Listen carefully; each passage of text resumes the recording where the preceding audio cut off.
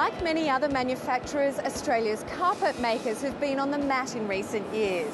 There's been cheaper overseas products, high wool prices, as well as the increasing popularity of alternatives like floorboards. But despite all this, there is one Australian factory which is recording steady growth, thanks in large part to some canny capital investment and a conscious effort to tackle the overseas competition's weak spot. In the early days, to make 1 or 2 rolls of carpet a day was a big deal. They used to source bales of yarn from auctions, and they used to have it wound up and spun in their own factory. Quest Carpets has come a long way from very modest beginnings. It's also witnessed the transformation of an industry. This market in the 70s and 80s was dominated by wool. Today we've now got polypropylene carpet, solution dyed nylon carpet, white nylon carpet. It's a broader market, and thus more people can play in that market. One of the key drivers behind the change has been the globalisation of carpet production. In these last few years, you've seen the Chinese buy a lot of the New Zealand wool, and that's driven the price of the wool. It's skyrocketed, especially the last 3 or 4 years.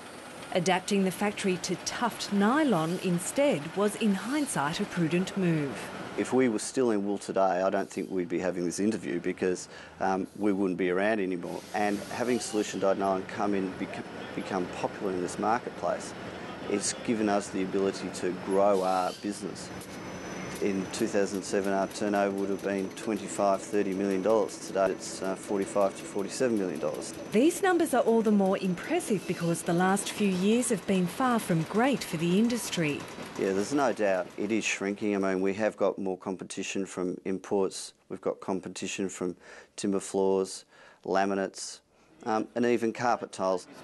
Stephen Sunderland has placed his business on a firm footing by seeking out his competition's Achilles heel.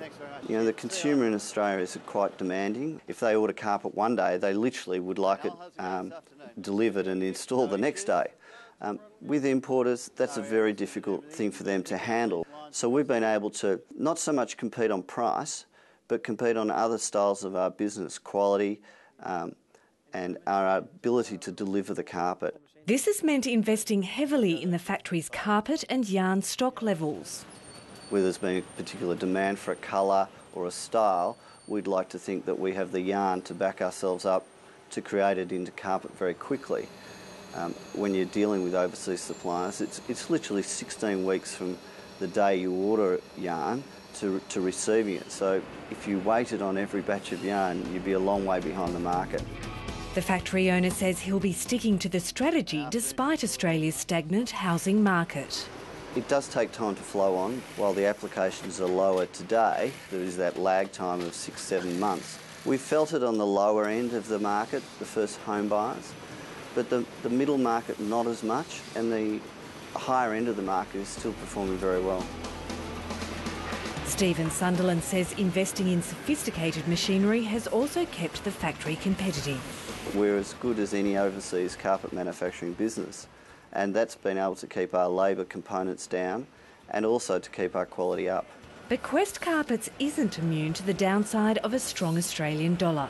We're only buying 2 components from overseas, whereas you know, the importer brings a whole finished product, so he gets the full discount of the dollar that we don't get. We also have to wear the fluctuations in the oil prices, and we've felt that with our yarn prices. Any increase has been offset to a degree with the dollar, but not enough, not that our prices haven't gone up.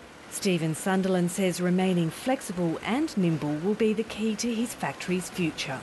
At the end of the day, we are in the fashion industry, so we listen to the consumers and the retailers.